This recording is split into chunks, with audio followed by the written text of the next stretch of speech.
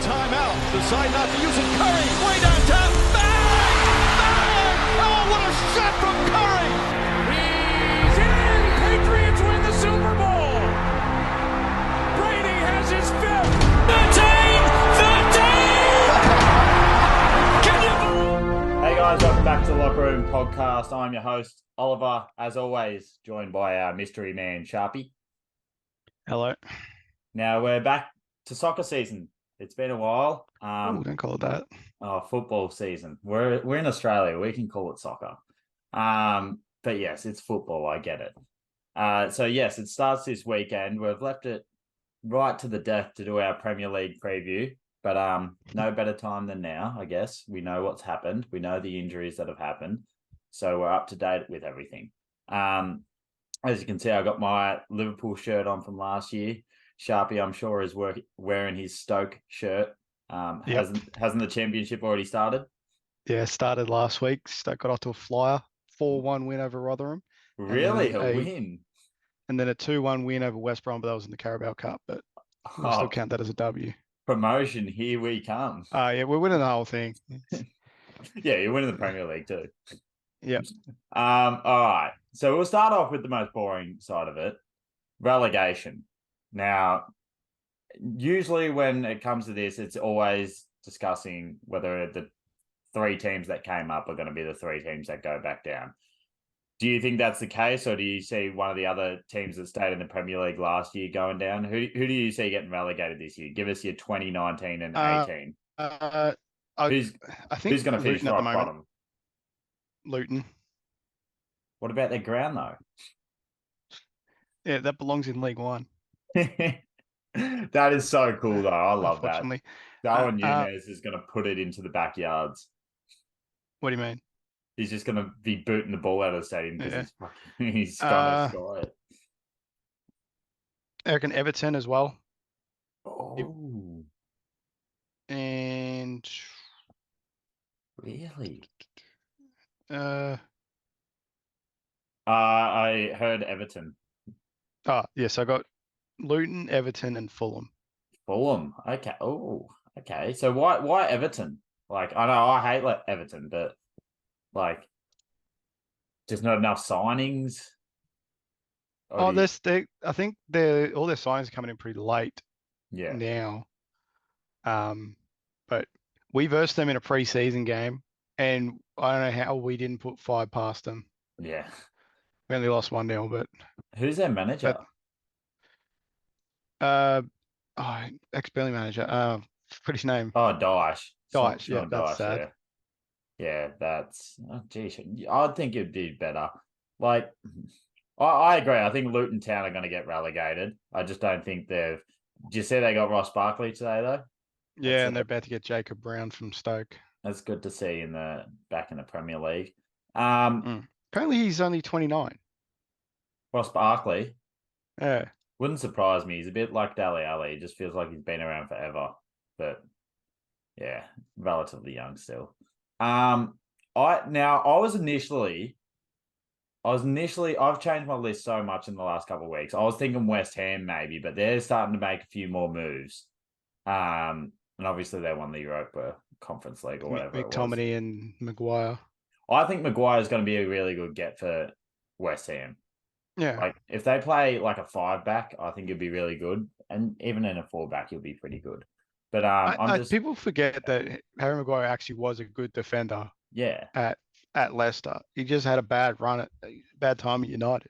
And like as much as you hate him, he was the captain of an England team that made it to the Euros. Was he the captain of it? Oh no, he wasn't the captain, sorry. He was just like the starting centre back of a team that went to the Euro final. He's an English international. Yeah. So it's like, and like I know that he's fucked up a lot, but I'm glad to see him leave, and I hope he actually goes really well. But I can see both sides of it. But I think I was gonna have West Ham down there, but I'm gonna go Wolves. I think Wolves are gonna have a massive drop off this year. And they need a new manager now as well. Yeah, like I feel like they've just been kind of floating. Like they had that one really good season where they finished 7th or 8th. Or did they finish in Europe? I can't even remember. Yeah, they finished in the Euro spot. Yeah.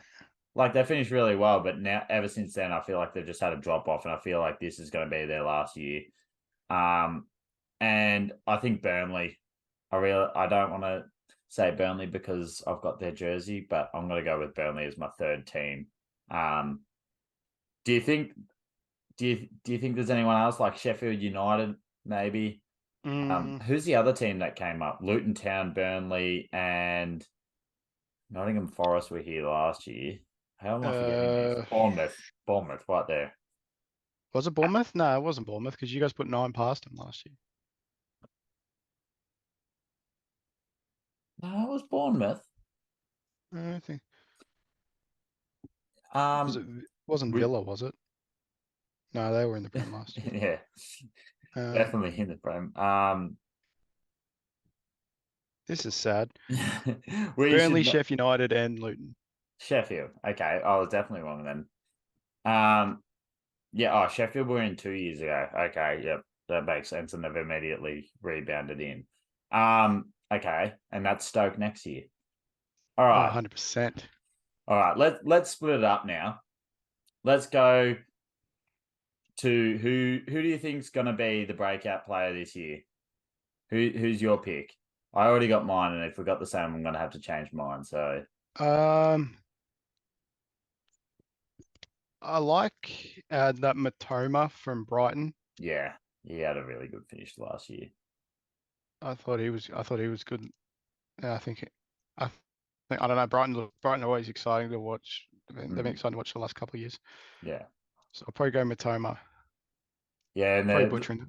they're gonna lose a few players as well. It looks like they're gonna lose Caicedo to Chelsea or something like that. Whether that deal gets done, but I hope it doesn't. Brighton are just becoming like a new Southampton, except they're a farming team. Yeah, they're a feeder. But no, I think Matomo's a shout. No, actually, we'll get to that later. But mine, and this is probably bias, it's going to be Darwin Nunez. I just think second year in, he had a lot of opportunities in his first season, but I think this season, my only worry is, does he start consistently? Because like you've got Salah on the right, you got Diaz and Jota fighting it out on the left, and then you got Gakpo and Nunez in the middle. Now I see a lot of Liverpool fans saying Gakpo is going to start. And I see a lot of people saying that Nunez is going to start. Preferably at the start of the season, I'd like Nunez, but I think if he starts, he will have a breakout year, and he could get 25, 30 goals, all competitions, which is pretty good return, I would think. Okay. It'd be nice.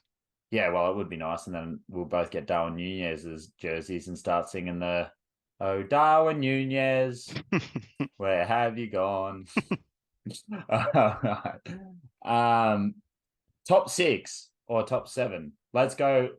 Let's go in order from 7th, shall we? Have you got a list relatively ready for this? No, but I'll just bounce off you. Yeah, we'll start off at 7. Yeah, pause. I'm going Chelsea. I think Chelsea are going to have a slightly better year than last year, but with Nkunku getting injured probably until January, I think that's going to be very devastating to their attack. They've obviously got rid of Havertz, who they didn't really like anyway. But they got the new signing Jackson, I believe his name is. But I don't think he's going to be able to hold up that whole time. I just think going forward might be an issue for them. But like their defense will be solid. I honestly think I'd be having a lot of their defenders in your Prem team for clean sheets. But yeah, I don't think they're going to be very good attacking. And I love that they got Pochettino. I think in a few years, they're going to be really, they're going to be a top 2 team in the next, I'd say, 2 years, 3 years. With how good he is at developing young players. Who you got at 7th? I was going to put Chelsea, but I think I might put Brighton there. Yeah. They're, like I said before, they're just really exciting to watch. And I think they're going to try and replicate what they did last year. Especially now being in Europe as well. Yeah. So it's always interesting. I think it's an exciting time to be a Brighton fan. So Yeah, I just hope there's not a drop off because of Europe. Yeah. And obviously losing McAllister and possibly Caicedo, most likely Caicedo. Yeah, I agree. I don't have Brighton in there. They were probably finishing 9th for me. I want Tottenham to be up there somewhere, but I just can't put them in. I only want them to be there because of Postecoglou, but I don't think he gets them there. But on that topic, do you think Ange gets a whole year to be a manager at Tottenham, or do you think he gets fired before? I don't know. Their owner's a fucking dickhead. So Yeah, big Daniel Levy. All right, let's go to 6th spot now. Wait, have I got this right? Yeah, 6th spot. Who you got? I know probably it right. Tottenham. Oh, really? Yeah. Oh, shit. So Chelsea's finishing 8th for you, or around outside the top 7? I got them finishing 5th. Okay. Why do I even speak? I should let you just. Okay, let's go with your 6th pick first. So explain why you got Tottenham at 6. I mean, they look good on paper, but they're just not that spectacular. I mean, they're historically bottle jobs really with where they finish. Yeah. I can't remember who they added. They added someone They added who I thought was an Madison. interesting. Oh yeah, Madison. Yeah. Yeah. I I can't mean remember that's if they got someone doesn't really. else as well. Yeah. But like I don't know what type of football, honestly, Postecoglou plays. I'm not even going to lie to you. I think it depends whether Harry Kane stays. Like, it's still really confusing whether he's staying or not. Like, just make Well, your he wants to decision. leave. He's publicly said, not publicly, but it's been put out there heaps that he wants to leave, and the owner will just is or whatever he is. He's just a fucking dickhead. Yeah. Big Daniel, yeah. He's gonna let him walk for free. Yeah. You can't do that. That's like what's going to happen with Mbappe next summer, basically. Which is unfortunate, but I mean, he's been a loyal servant to them, so you can't exactly argue with him. But I think it doesn't do. It's a bit rough on Postecoglou because he doesn't know who he's going to play. Like, Yeah.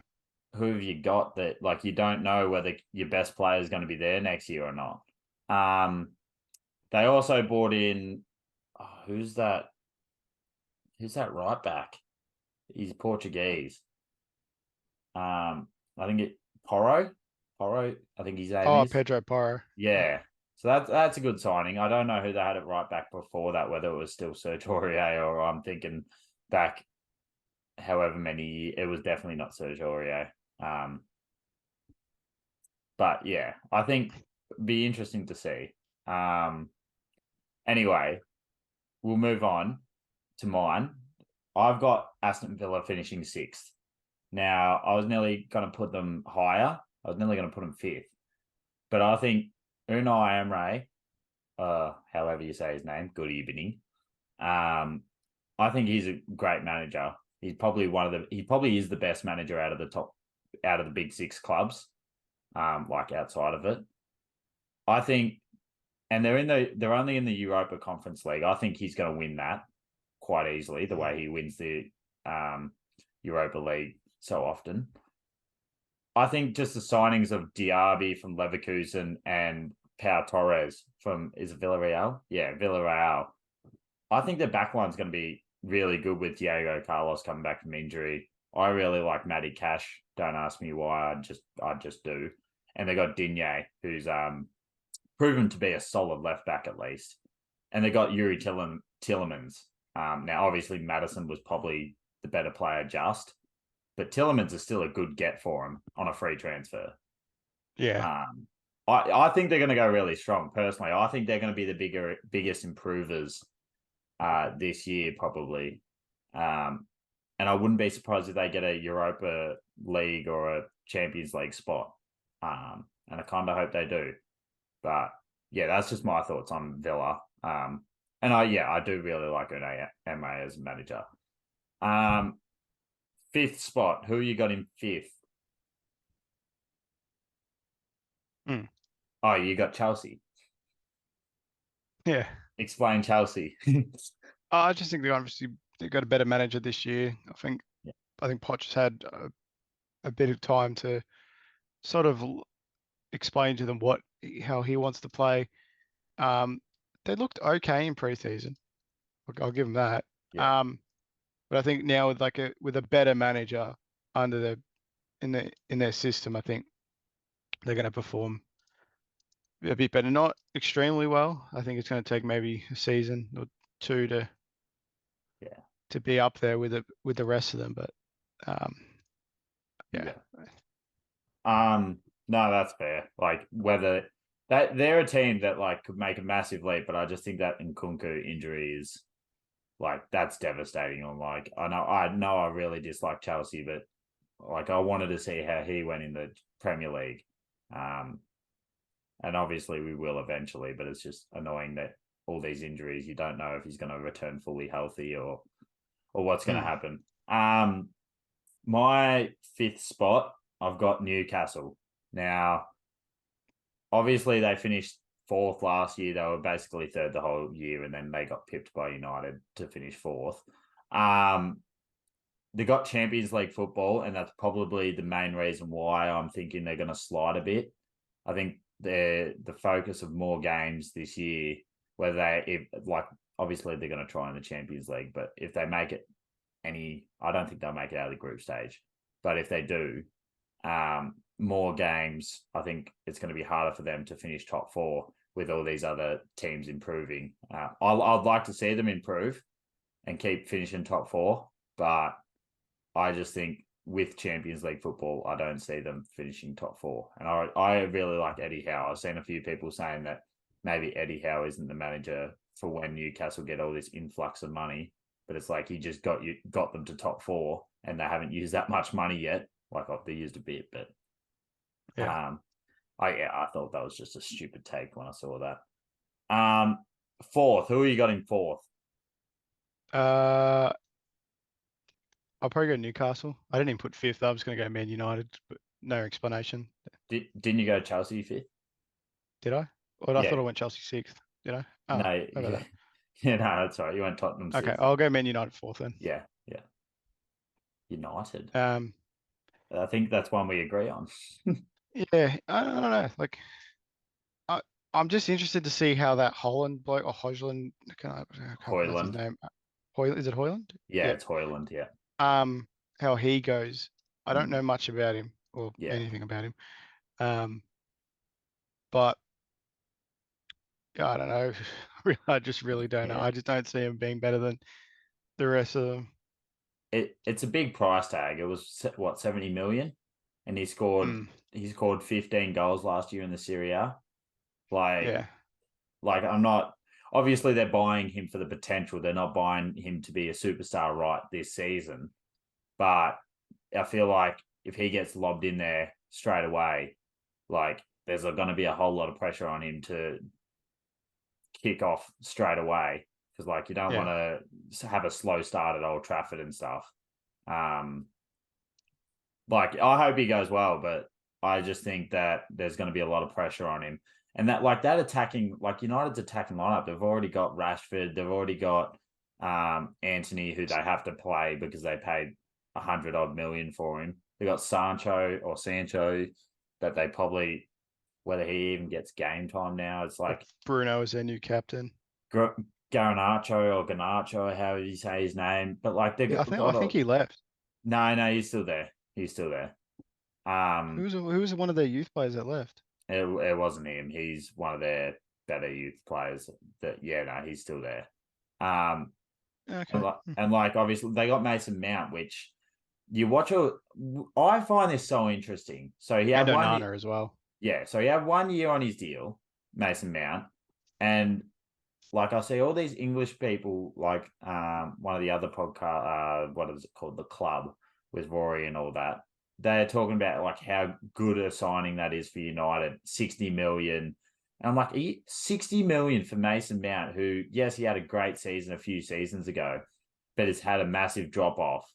And like, yes, he could get back to that potential, but like 60 million, like in comparison, Liverpool spent 37 on McAllister. But I think Onana is a great business decision. Getting rid of De Gea. I feel bad for De Gea after how long he's been at the club, and obviously they got rid of Maguire, and they look like I don't they're even know going if to get. he's found a team yet at all. They're looking at Tapsoba, I think, is the replacement for Maguire. But I think United, I just don't think they're going to be better than what they were last year. And like, they're going to take some time to gel. But what I find interesting is in the year what's the manager's Ten Hag has been there, he's already got a higher net spend Then than Klopp, I Klopp saw. since Klopp became Liverpool manager. Like that's They're the ones whose owners don't care. yeah. But like, and I know I'm probably going to get heaps of hate from United fans, but like they always complain and saying Glazer's out, Glazer's out. Like they're spending shit tons of money. Like there's probably Apparently, other issues, it's not actually their money that they're spending. It's the club's money yeah, that they're already spending. yeah. Well, at least they're spending some sort of money. Liverpool fucking Liverpool don't spend fucking yeah, anything. exactly. Like imagine if Liverpool backed Klopp the way that they're backing Ten Hag and stuff like that. Like I think Klopp would be up there competing with City nearly every year. And now you're about to lose out to Chelsea for that that bloke from Don't. Southampton. We're going to get onto that. Who you got finishing third? I'll go top. I'll just do my top three now because I think I might have to leave in a second. Okay. But I'll go Newcastle, City, and then Arsenal finishing first. You do realise you just left Liverpool out of your top six. And You're leaving Liverpool out of your top six. Okay. So you got City winning the no, Arsenal. Arsenal winning the title. Okay, so I agree on that. I've got Liverpool finishing third. I'll talk about that if you have to go. And I've got sorry. No, it's all right. I got City finishing second and Arsenal finishing first. And just Quick, quickly, Darwin Núñez for goal scorer. Who's your player of the year? Haaland. I'll go Haaland. Okay. Well, thank you for joining us, Sharpy. Go enjoy your No dinner. worries.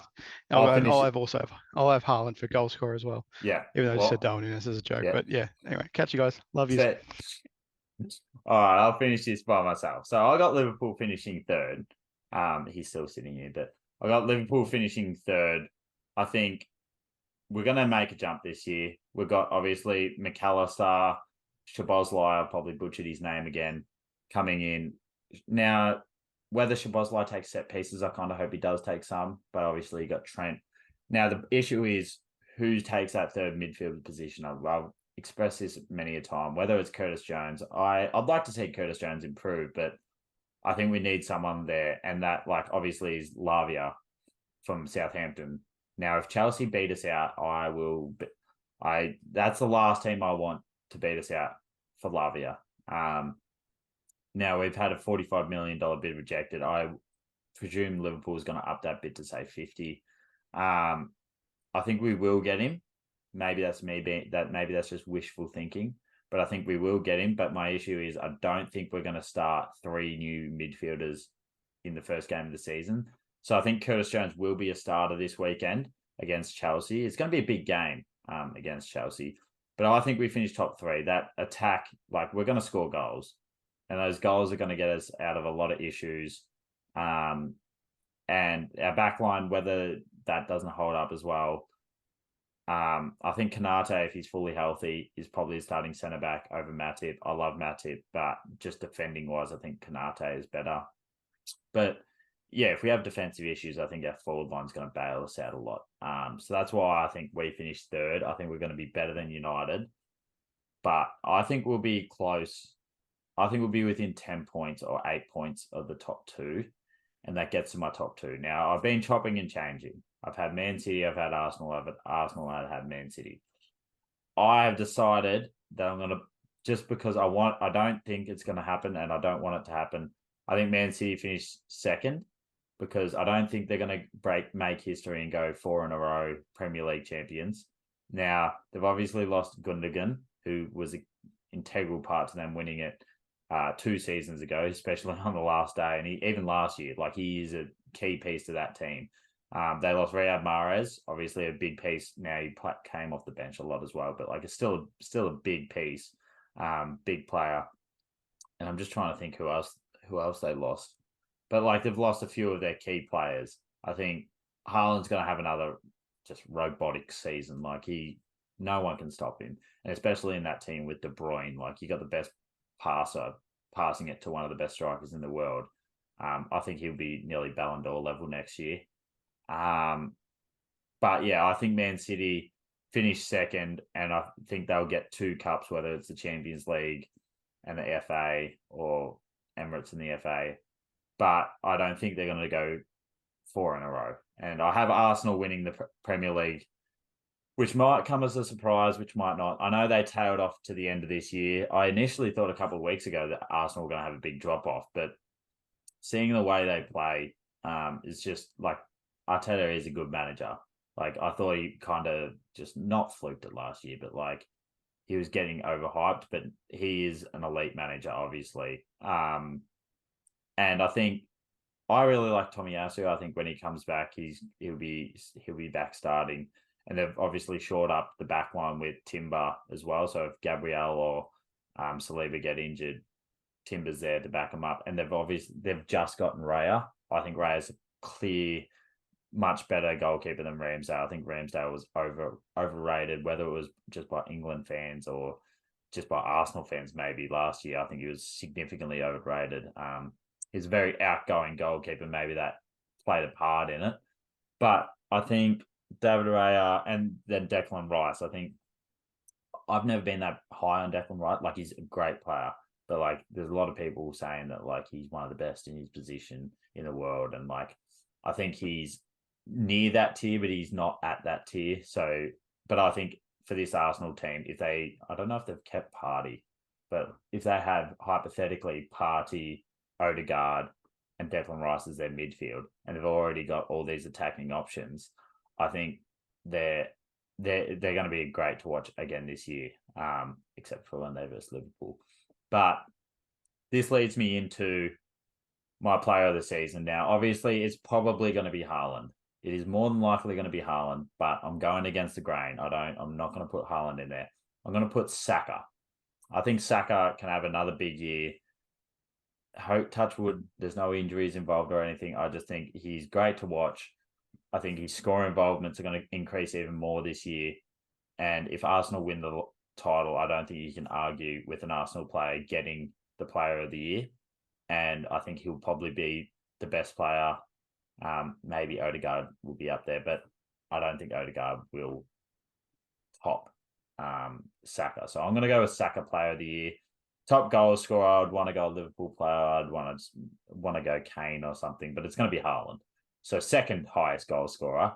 For the second highest goal scorer, I'm gonna go Salah. I feel like the attack that we've got again, I think he had a significantly underrated season last year, and he's becoming very underrated. I know we had a shit year, but he still performed very well. So I'm going to go with Salah as my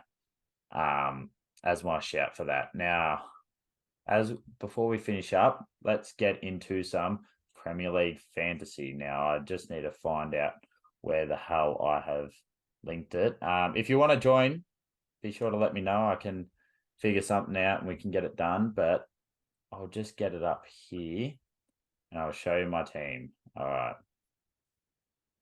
Where is the share screen? I am a rookie at this. There we go. No, that's not it. Ah, there we are. There's my team. So we've got now there is the same format has been all over YouTube.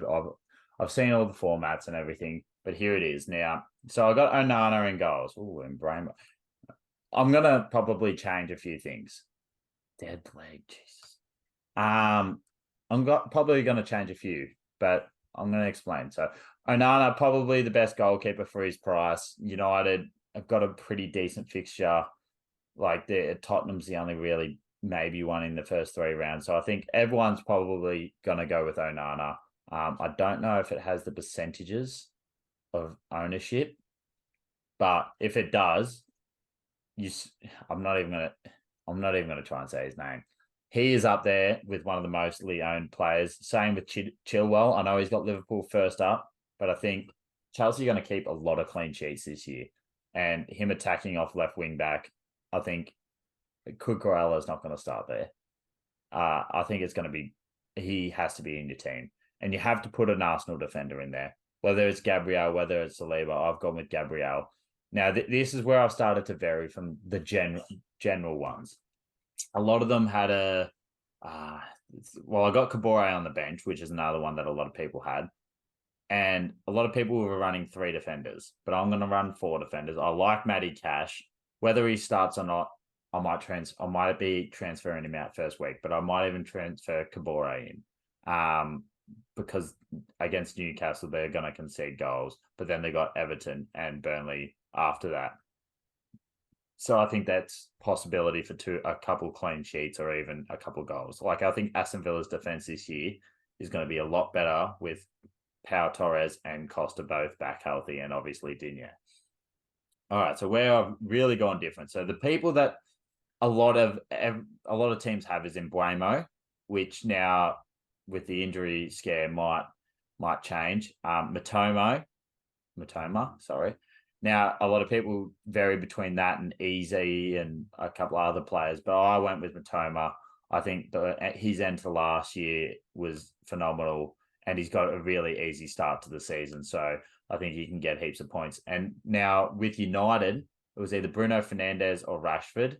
Now, I think Rashford's a 0.5 more expensive, and obviously that's because he's going to be more attacking at striker or so. So I've gone with Bruno Fernandes because I don't think I have the money to go for Rashford.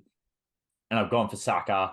Obviously, I've just said that he's going to be probably the player of the year. You have to have an Arsenal midfielder in here, whether it be Martinelli, whether it be Saka, Odegaard. I wouldn't be putting a couple of players in that might not get rotated through. Say Kai Havertz, even at striker, I wouldn't like Nketiah. You could put in. In saying that, I hope Smith Rowe, Emil Smith Rowe, how did I nearly forget his name? I hope he returns and gets more game time. Obviously, that's clogged up at that position. And on the bench, I've got João Pedro and Mubama and Areola. They're kind of the generic ones. A few people didn't really go with João Pedro. But here is where it's interesting. So Haaland, every team I'm convinced has Haaland. What's his percentage ownership? Is that 86%? I'm surprised it's not 100. Where it's interesting is Salah was at 25. He's below 25%. Now we haven't got the easiest start. We've got Bournemouth in there in week 2, but we've got Chelsea and Newcastle and then Villa. So like a few hard games, but who are we not scoring against? Like Newcastle got a decent defense, maybe, but like we still scored 3, I think, against them last year. Chelsea might be the only game where we only get 1 goal, but a lot of people are sleeping on Salah, I feel, and rather they're going for 2 7 or 8 mil midfielders. Whereas I think personally, I think it's better to go for Salah and having a combination of both Salah and Haaland. But yeah, let us know what you think. That's just my opinion. And yeah, that's our Premier League preview done. Now, thank you for sticking with us. Obviously, Sharpy forgot to leave the call, but that's all good. We'll see you next week where we probably review the first week of games, and hopefully we're reviewing Chelsea losing and Liverpool winning. So we'll see you next week. Bye.